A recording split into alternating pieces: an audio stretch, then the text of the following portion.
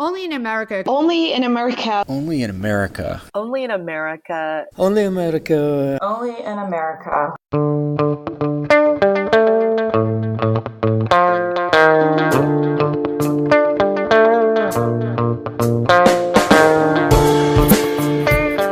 Happy New Year, and welcome to the second season of Only in America. We kick off this season with a trip to Flint, Michigan, to talk with Dr. Mona Hanna-Attisha. The message of my book and my story is that it's our responsibility, it's our obligation to open our eyes. And not only to be alert to these injustices that are happening all around us, but to act on them and to speak up and to do right, especially for our children. Plus, let's talk facts about immigration, crime, and terrorism. Nearly 4,000 known or suspected terrorists come into our country illegally. And we know that our most vulnerable point of entry is at our southern border. I know this statistic. I didn't know if you were going to use it, but I studied up on this. Do you know where those 4,000 people come, or where they're captured? Airports. Not always. From the National Immigration Forum, I'm Ali Noorani with Only in America.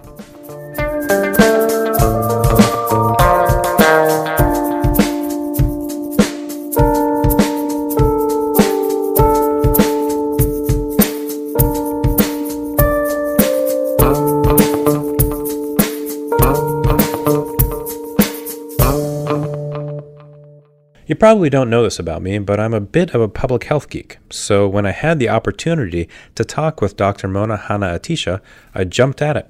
Dr. Attisha is the Iraqi-American pediatrician who brought to light the elevated blood lead levels in children living in Flint, Michigan. At first, Dr. Attisha didn't think it could happen in Flint. This was America, after all, not 19th century London.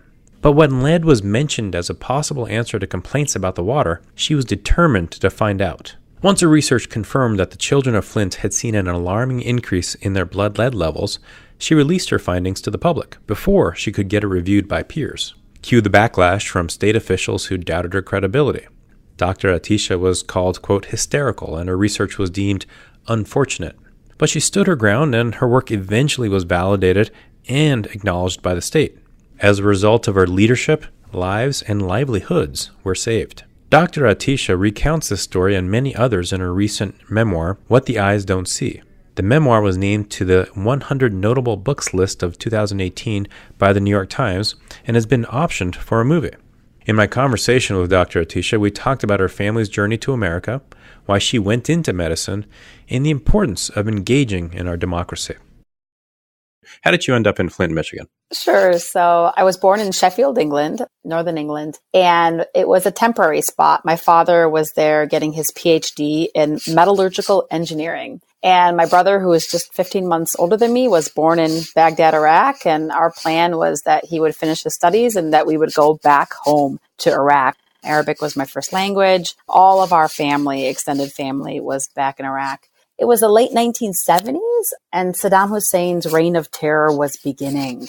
My parents were very much part of the opposition movement, and they saw the impact of his regime. They saw the rise of fascism. They saw the rise of oppression, family members, friends, dissidents who had gone missing. And they had two small children, and they realized that they could not go back home.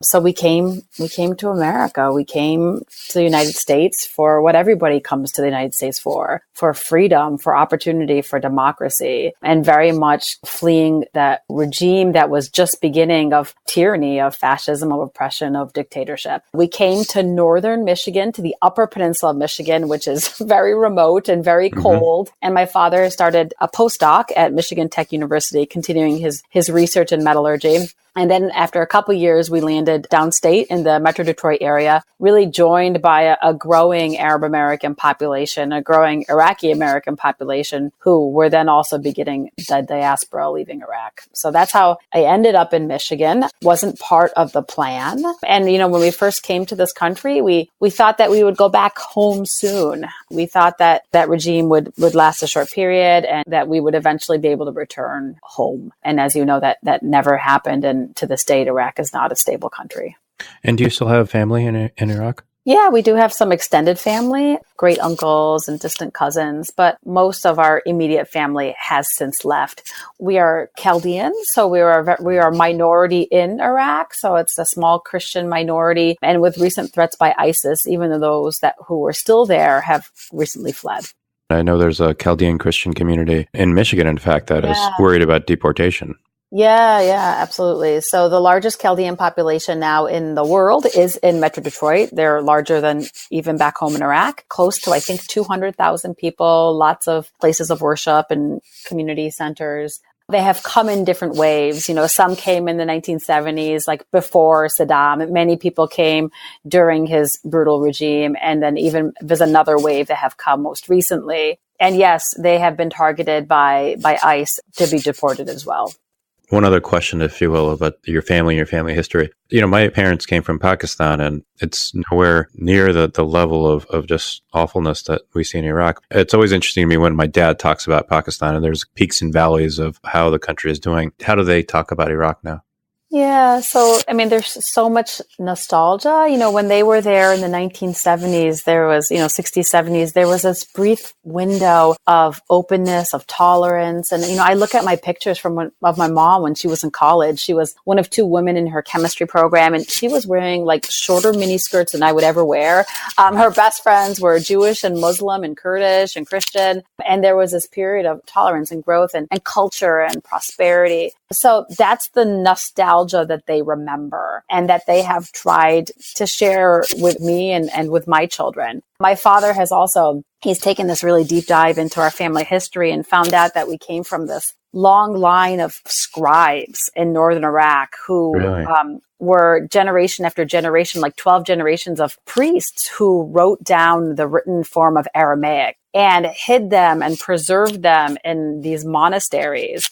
And, he traces our kind of ancestors back to the 1500s of these folks who were proud of their family history and their traditions, and also were quite disobedient. They tried to get taken over by Roman Catholicism. And even most recently, a lot of those scribes and those places of worship were destroyed by ISIS. It's really important for us to kind of hold on to that family history. There's also a part in my book that I love to share about my great uncle, Nuri Rufael. As a kid, I always heard stories of him. Oh, your great uncle, he was in prison most of his life. He was always fleeing the authorities. And then during the writing of my book, I actually did a lot more research on who he was and what he did. So he came to the States in the 1930s and studied at MIT. So hard to believe there was Iraqi-Americans, here then, but they were. So he immigrated here. He was a student at MIT, was so excited and caught up in the activism in Boston and Cambridge, lost his scholarship, got kicked out of MIT, went back to Baghdad and formed an incredible organization called the Association Against Imperialism and Fascism in the 1930s. Amazing.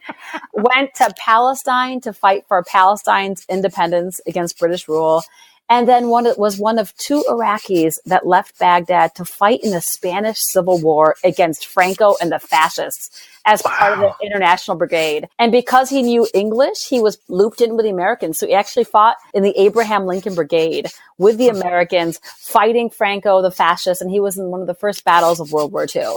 So here is my great uncle who was fighting this borderless cause. It wasn't about race. It wasn't about religion. It wasn't even about country, but it was about justice and freedom and opportunity for all. And this quintessential fight for freedom of that time. These are the stories of my childhood. This is the milieu of how I grew up. Very much everyday grateful that I was in this country, acutely knowing what injustice could be, what people in power could do to vulnerable populations, but also growing up recognizing that we as a people also came from folks that valued freedom and social justice and peace, which is contrary to so much of the current conversation about what immigrants bring to this country.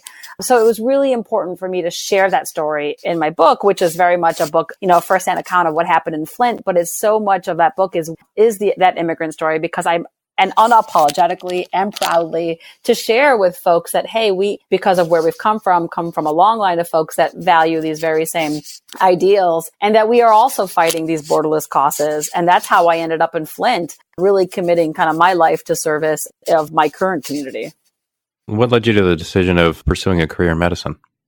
Yeah, so To me, medicine is the most ultimate form of service. It's the most, intimate way of giving back. I started out in high school very much as a community organizer, as an activist, as an environmentalist, quickly realized the connection between environment and health, did a lot of service learning in college, and then ultimately went into medicine and pediatrics, because so much of what pediatrics is that prevention, is the advocacy work. Part of my description as a pediatrician is to be an advocate and to speak up for kids. So that's really kind of what drew me to medicine, but ultimately to pediatrics.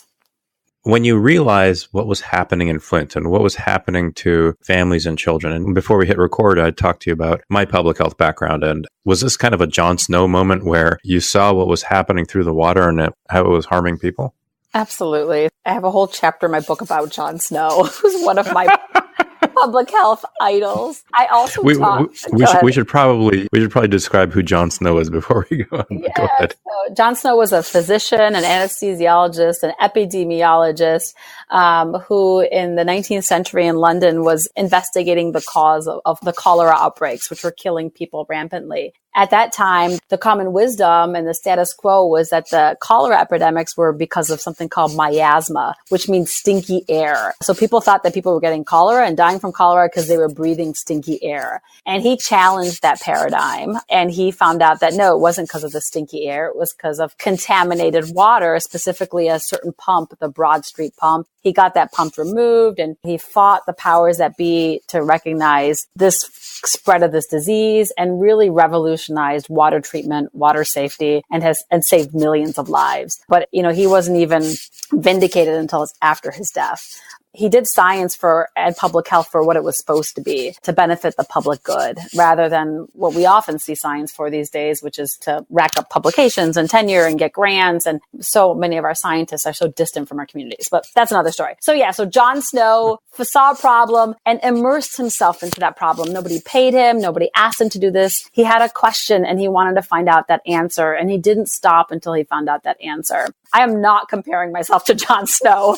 He is one of my heroes and one of my idols. But in Flint, I heard about the possibility of lead in the water. So for 18 months, we were on this untreated corrosive water. We'd heard, there was bacteria and color and odor issues, and patients were coming to me and asking me, is the water safe? And I was like, of course the water is safe. This is America. This is not 19th century London. We've learned a lot about water treatment. And, there's people, there's laws. We're in the middle of the Great Lakes. Of course our water is safe. And that all changed for me. My eyes were opened when I heard about the possibility of lead in the water. Lead is a potent, irreversible neurotoxin. It's also a form of environmental injustice. It already disproportionately impacts our most vulnerable children, not just in Flint, but Detroit, Chicago, Baltimore, Philadelphia. That changed really my life and my trajectory when I heard about the possibility of lead, because I needed to find out if that was getting into the bodies of our children. We rapidly did that research. And then in a form of academic disobedience, we shared that research before it had gone through the peer review process. We shared it at a press conference because, that peer review process takes a long time and our kids did not have another day. The state attacked me, attacked my credibility, attacked the research. We persisted. We fought back with more evidence and more science. And finally, the truth of our science, exposed this man-made crisis, and we were able to go back to treated water. And since that moment, we have been working on the recovery. And I specifically have been working to make sure that our children do not see the consequence of this crisis. So you're going through this process, you find the evidence, and you're taking on the powers that be. Did you go back to, in your mind, your family history as scribes and dissidents? Yeah, so that's all interwoven in my book, What the Eyes Don't See. So it is a fast-paced, firsthand account of what happened in Flint and my role and all the feelings and the emotions that we're going through the uncovering of this crisis. But it woven into this book is very much that immigrant story and leaning on really the generations of family history that have allowed me to be a strong, confident, competent woman who has always been proud of the diversity that I brought to the table. So I also share in my book, right after I talk about Jon Snow, I talk about another distant cousin named Paul Shakwana, who left Iraq in the late 1800s and came to Iowa, of all places, and was a public health warrior. He was like an epidemiologist, bacteriologist at the time, and he was hired to fight the current infectious diseases that were raging in the Midwest. So there's this long line of folks in my family who have always been called to serve, no matter where they may be. So, I was able to call on them, call on my parents' values that they've instilled in me, but also created this new team of folks in Flint that comprised of moms and activists and pastors and journalists and water scientists and all these other folks who also cared about justice and who cared about children. And it was this ragtag team that came together that was enabled to do this work. In this moment in time, dealing with politics that are more polarized and divisive than, certainly ever in my lifetime, what do you take from the Flint experience? And it's an ongoing experience, right? And look at the national politics and say, okay, how do we actually have a conversation with people who are skeptical? Yeah. So one of the reasons I wrote this book, because it's so much more than just about Flint. So, the title is What the Eyes Don't See. It's very much the literal. We don't see lead in water. We don't see the effects of lead, but it's also about people and places and problems that we choose not to see. They're over there. That's Flint. That's Detroit. That will never happen to me and my family. But the message of my book and my story is that it's our responsibility. It's our obligation to open our eyes, and not only to be alert to these injustices that are happening all around us, but to act on them and to speak up and to do right, especially for our children. And it doesn't matter who you are or what you do or where you are, or even how long you've been in this country, whether you came here as an immigrant like me or your family's been here for centuries. It is all our obligation to do this work. I love to quote Martin Luther King, who said, no matter what ship brought you here, we are all in the same boat. So I definitely came on a different ship, but all of this work is all of the work that we have to do together.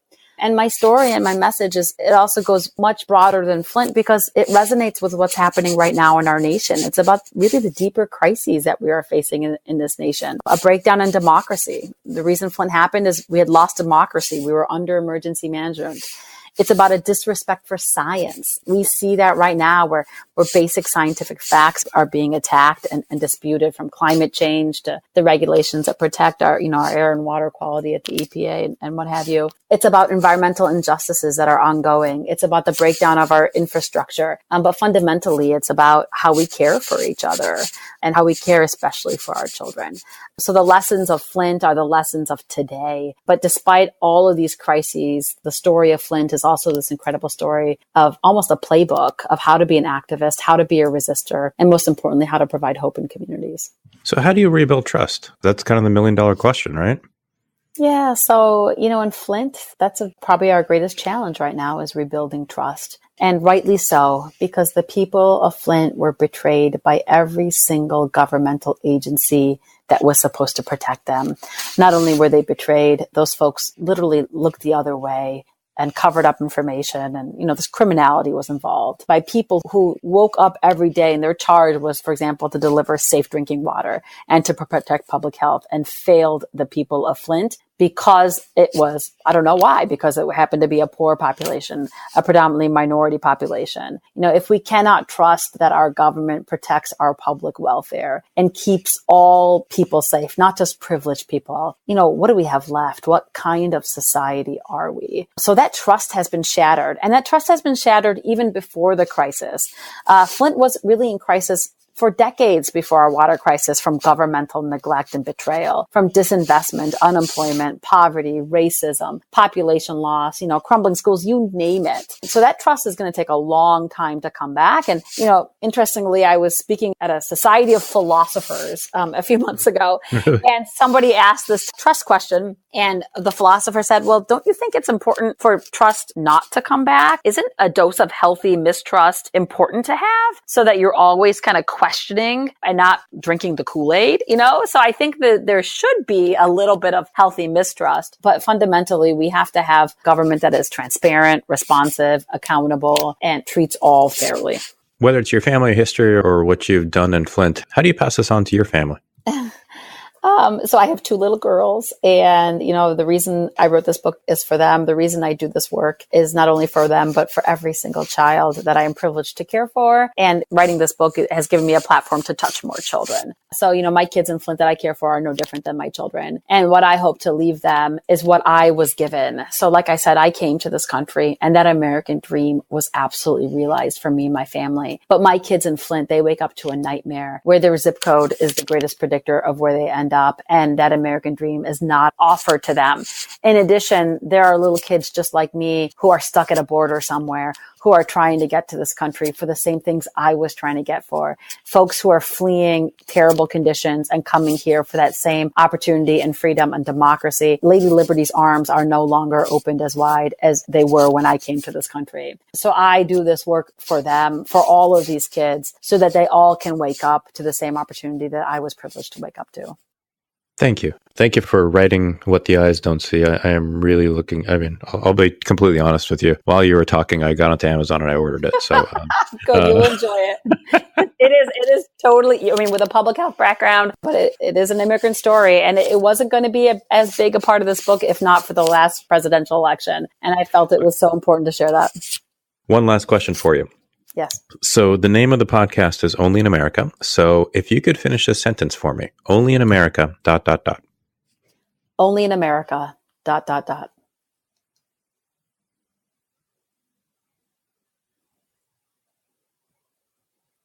Are you thinking, or you want me to?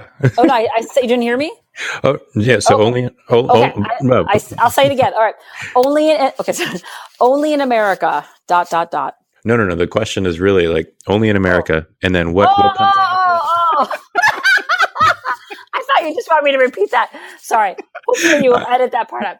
I have asked that question of everybody. We've probably done like 60 interviews. Nobody has ever just repeated it back. Only in America, ... I thought you wanted it for like a clip or something. All right. So only in America. I don't know. Only in America can. I don't know. This is a tough one. That's why I save it to the last. I know. So this is not said by me, but it's one of my favorite things that has been said. So only in America can an Iraqi-American immigrant remind us of what it means to be an American. Perfect. Thank you. Great. I just needed some time. ... That was hilarious. Hey, thank you so much. This was a lot of fun. Ollie.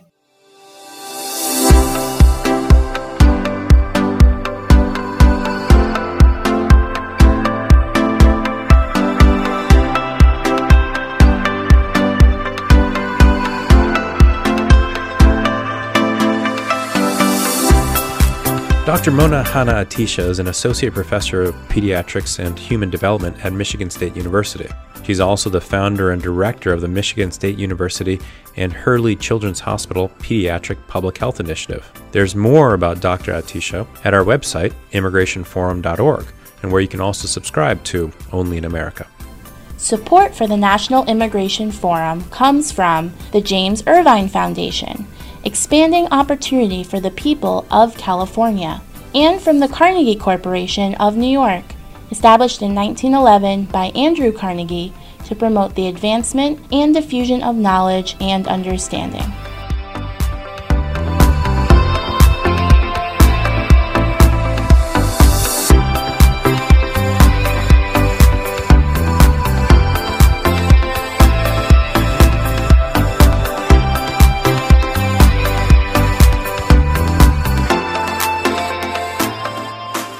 Thanks for listening to Only in America. I'm Ali Noorani. Now look, we've got a 2020 election coming up in, just under 2 years, which means that 2019 is really all about 2020. And these days on Capitol Hill, it's all about the budget and the border wall. Boxed in by his 2016 campaign pledge to build a wall, President Trump clearly feels this is the way to keep his base energized. Meanwhile, House Democrats feel that they were successful in the midterms in large part because they are in opposition to the Trump immigration agenda. But really, the ones to watch are the senators from both parties facing tough re-election fights in 2020. All to say, unfortunately, we are in the middle of a political debate utterly devoid of facts. The Washington Post breaks down multiple times the administration has misled the public in an attempt to conflate immigration, crime, and terrorism. In response to the president's claims, Salvador Rizzo points out that 63% of these, quote, 17,000 criminals actually showed up at ports of entry, such as airports, which means that they were not trying to just get across the border. They were actually trying to enter the country through a port of entry, and our system worked. Just a few days ago on Fox News Sunday, host Chris Wallace engaged White House Press Secretary Sarah Sanders on these very same facts. Nearly 4,000 known or suspected terrorists come into our country illegally. And we know that our most vulnerable point of entry is at our southern border. I know this statistic. I didn't know if you were going to use it, but I studied up on this. Do you know where those 4,000 people come, or where they're captured? Airports. Not always, but certainly a large number. The State Department says there hasn't been any terrorists that they found coming across the southern border from Mexico. It's by air, it's by land, and it's by sea. It's all of the above. But one thing that you're forgetting is that the most vulnerable point of entry that we have into this country is our southern border, and we have to protect it. And the more and more that individuals they're not coming across the southern border, Sarah. They're coming and they're being stopped at airports. They're coming a number of ways. There's certainly, I'm not disagreeing with you that they're coming through airports. All to say, if we're going to have a debate about immigration policy, let's start with real facts.